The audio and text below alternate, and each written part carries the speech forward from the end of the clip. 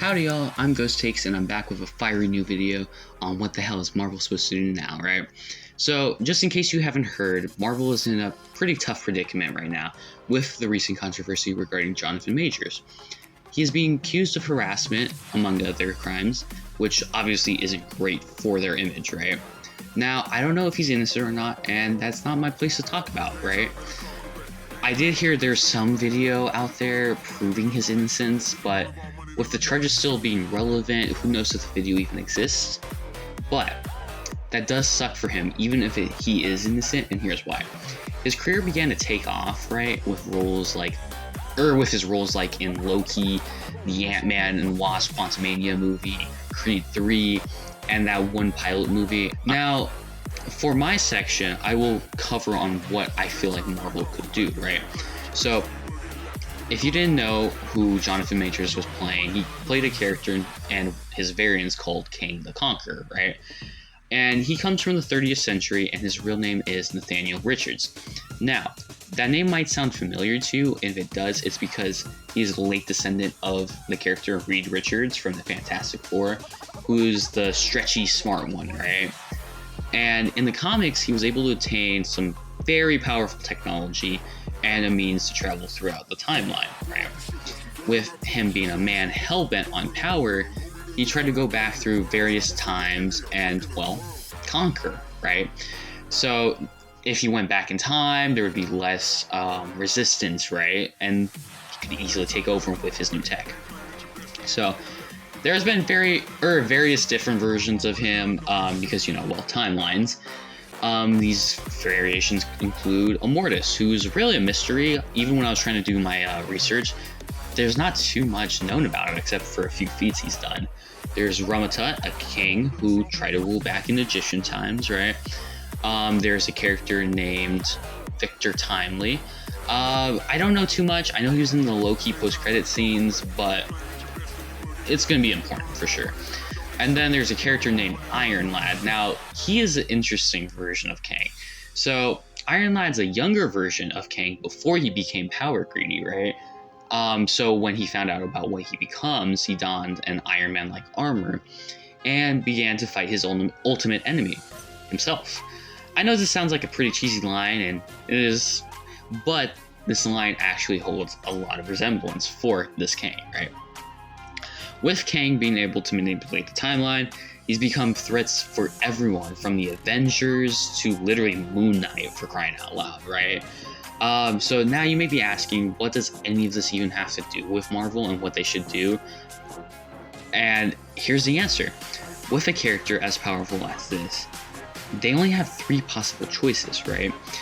So, first one, and my personal favorite option, is that they could keep Majors, and depending on how his case goes, of course, right?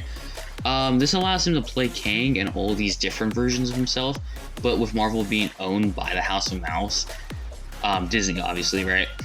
Who knows if this would work? Like, this would be a very dicey option because they're not one for having controversy or rumors going around, so they might get rid of him. So that sucks. But James Gunn, who directed the Guardians of the Galaxy movies and is the new head of DC right now, a few years back, he actually got some really offensive tweets that were released, and he even got fired by Disney for a short time, but then got rehired. So who knows? If he was able to come back, maybe if Jonathan Majors is innocent, they could bring him back also. And then there's the second option, and it's most likely to happen if the first one does fail and he's found guilty, right? And that would be recasting Majors altogether, right? And before the multiverse, this wasn't really narratively possible, right? Because they just would replace an actor, but it wouldn't be like, oh, well, this multiversal event or this timeline change, right? Like, for example, Edward Norton, who played the Hulk from the Incredible Hulk movie, right? Or Terrence Howard, who played Rhodey / War Machine. Well, not really War Machine. In Iron Man, right? And they had different reasons on why they left, like whether it was creative differences or money, right? So, now it narratively makes sense because with the multiverse, you can open up that whole can of worms with a timeline. So this route really is the safest option and doesn't really have too many downsides to it. And then there's this option. This is my last option, and this is personally the what the button, you know, like if you were to hit this, there's really no going back whatsoever, right? And I got this option from a YouTuber named Comics Explained, right? And his idea was that you have Kang the Conquerors, right? Like from all the different timelines, dimensions, or whatever, right? Like how we have them in Ant-Man and the Wasp: Quantumania, just all grouped up, right? And then you just have them all get massively killed, right? And just swiftly, right? Just to show there's someone in power, right? And then you can have the viewers and the actual characters themselves being like, oh god, this very powerful threat, and all of his different variations of him just got killed instantly. Who could have done that? Who was so insanely powerful and dangerous that that was able to happen, right? And then boom, you open up with a villain who's really powerful, whether that be Galactus or the more likely option, Doctor Doom. So here's a brief summary of Doctor Doom, just in case you don't know. Doctor Doom is a notable, well, the most notable Fantastic Four villain and Marvel Comics villain, really. And he's like one of the oldest villains, right? And him and Reed Richards got into this like rivalry back in college, and then like somehow through all this craziness, his face got disfigured. He's a perfectionist. He hates Reed Richards because he blames him. You know, the stereotypical shtick, right? Just like a Lex Luthor type, right? So, you know, he has this armor and like a green cloak, and he has powers, right? You know, he's the crash test dummy from this movie, right? But yeah, he's a very dangerous threat. He would be a great villain, and he actually has precedence in the Secret Wars comics, right? He's usually the type of villain who makes a plan and then tries to obtain the highest power before making a move, like Voldemort or Emperor Palpatine, or like literally any villain ever in comics, right? Or just in any type of media. So in the comics, he was able to obtain such power, and he kind of saved the multiverse to a degree, because basically in the comics they had this event where like the multiverse was crashing in on itself, right? Like each Earth was going to crash in and destroy all the worlds, and there would just be nothing left, right? So what he did was he took this one person that he was trying to like manipulate into giving him his power, and was like, I need you to take a piece of every world and put it on one singular world as like a patchwork quilt like world called Battle World, right?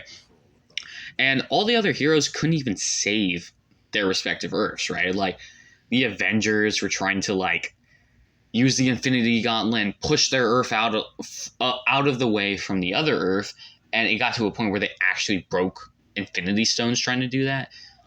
So obviously that goes to show, right? The villains were just trying to like kill other worlds and then be like, oh, our Earth's free now because this world's not going to crash into us, so, you know.